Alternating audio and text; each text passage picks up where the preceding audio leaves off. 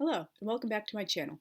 Today I'm going to be doing a video form of a blog post which I wrote in November 2016, which I believe was in turn based off of something I wrote for my old Angel Fire website. It's called Reviewing Old Books and Films with Content, which unsettles you, and this can be helpful if you're doing a lot of reviews on your blog or your YouTube channel for older books or older films. Obviously, this is, of course, just, my opinion. Feel free to contribute your own thoughts in the comments down below if you have thoughts or if you disagree with my thoughts respectfully, of course. But these are just some things that have come to me over the years. I've learned better how to approach these things. Obviously, I always liked them and kind of understood on a basic level. Obviously, they weren't just late 20th, early 21st century values and sensibilities and such. But it was a long time for me to learn how to react to them better and judge them in their full context and intent, instead of just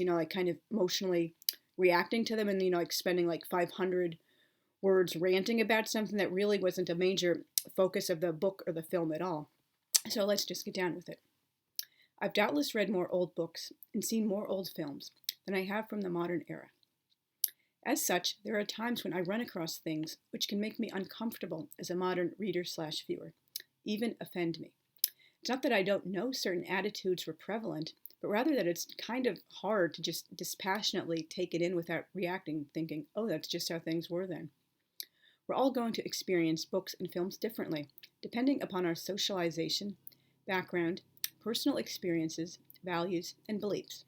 I, as a Jewish working-class woman, am bothered by things that wouldn't bother an upper-middle-class Methodist man. That's just obviously one example. You can probably think of many more, groups of intersection identities of people, who would react to the same thing in completely different ways because they just have, totally different socioeconomic background, religion, socialization, area of the world they're from, political background, just, things like that.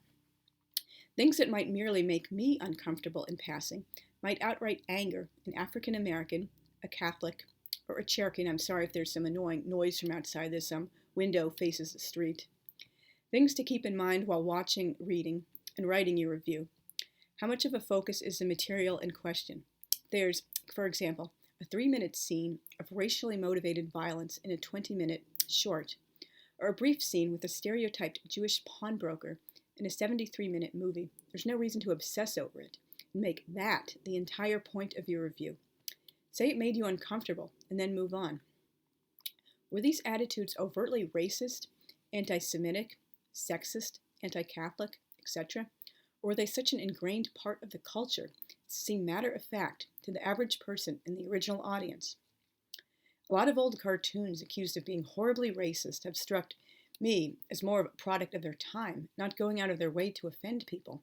It's the difference between celebrating a lynching versus a blackface scene, and I obviously know that might be shocking to certain people. I'm in no way, defending blackface in the modern era, and I do realize there were many horribly offensive, grotesque uses of it in the past, but unfortunately, you really have to realize you need to judge this based an individual, each instance, context and intent. There are some, performers, all they did was, just matter of factly blacked up. They would, sing and dance, and that was it. They weren't, acting stereotypical or anything like that, hamming it up. They were just, that was just how they performed. And I know that might be, shocking to many people in the modern era, but, in the old days, they just, saw that as a form of entertainment, just dialect comedians. Obviously the one probably most modern people are familiar with is Chico Marx, who has become my favorite Marx brother in recent years. Obviously that would never fly now, but in the past that was just accepted as an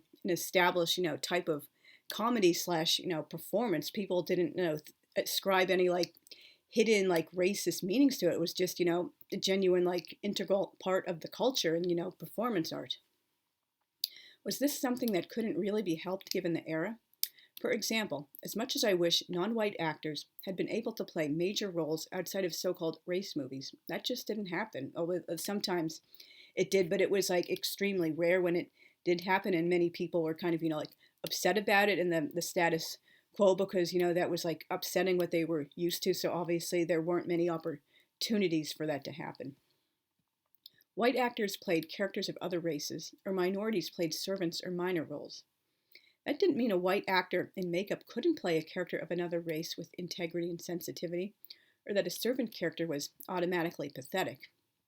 If it's more than a minor aspect of the story, take some time to explain your discomfort, but don't go on some long winded rant. The treatment and so called slut shaming of unmarried mothers in films like Faust and Way Down East really does upset me. But there are so many other things in these stories to talk about, and I highly recommend both of those films. And Faust was a German expressionist film directed by F.W. Murnau from 1926, and Way Down East is from 1920, directed by D.W. Griffith, who, believe it or not, did a lot more things than just Birth of a Nation. You shouldn't judge him by just that, one obviously like elephant in the closet. His body of work was so much more than just like that one most infamous film. If you point blank admit you don't care about the historical, social, and cultural context, you're not the right person to be reviewing old books or films, and neither are you the right person to be writing historical fiction if that's your attitude either. You have every right to feel genuinely uncomfortable with certain things, but you need to subdue your 21st century values and viewpoints when you're dealing with bygone eras.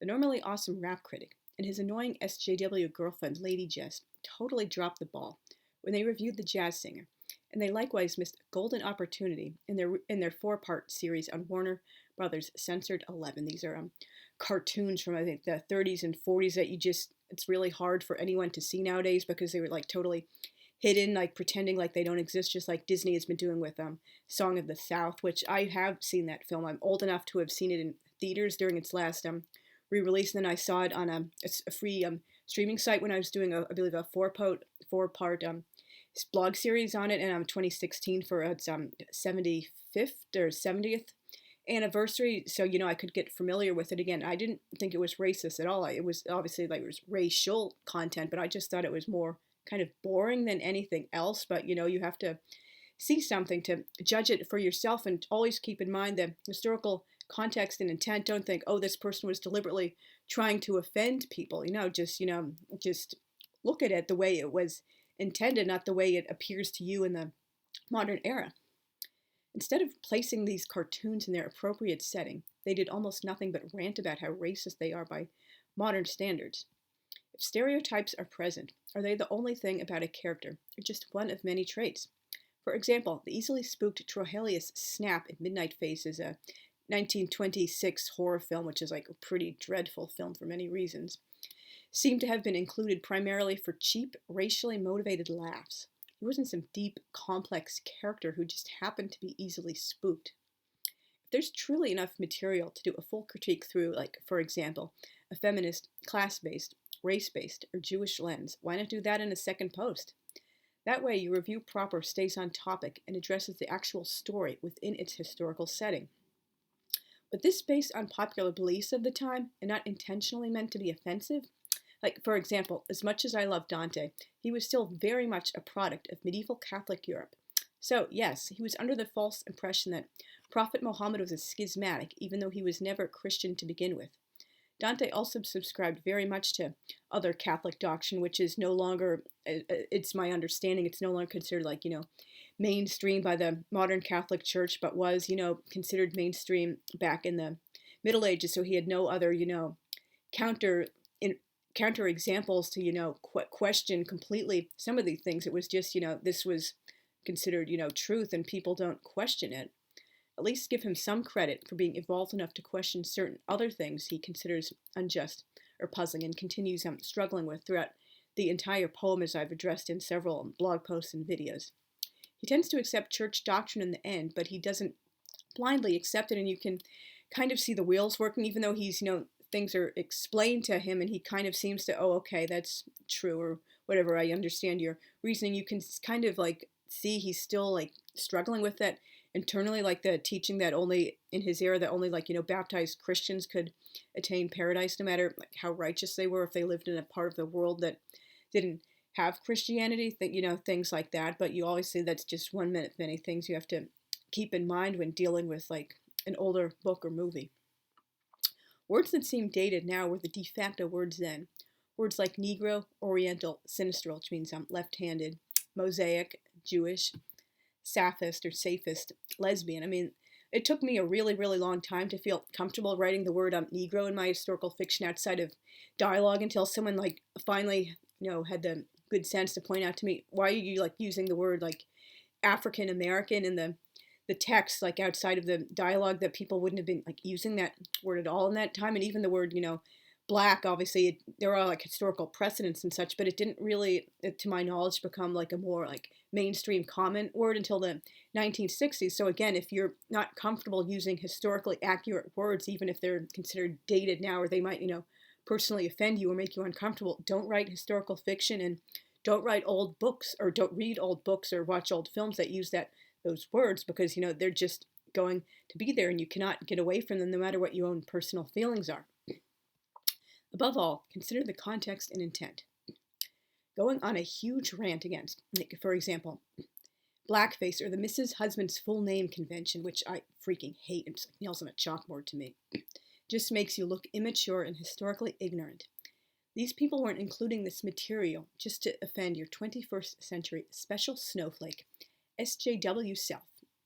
Thank you for listening to the end. I hope I haven't like offended anyone too much, but again, these are just, my own opinions. I fully stand by all my, beliefs and opinions and how I choose to express myself. I have a very like blunt, straightforward, straight shooting way of speaking, which I attribute to my, working class background. We don't, pull punches or like suffer fools or tiptoe around stuff. We just, tell it like it is, So thank you for listening. If you haven't already, please consider liking, sharing, commenting, and subscribing. I really am hoping to build my channel more this year and get to 100 subscribers by the end of the year. And my next video might be on Wednesday. Hopefully I will be reviewing one of the books I'm reading for middle grade March, if I can finish it in time. If not, I'll have another more like adult content, I guess, more like, serious like booktube or authortube type video for my subscribers. And thank you guys again for watching. See you very soon. Thanks. Bye.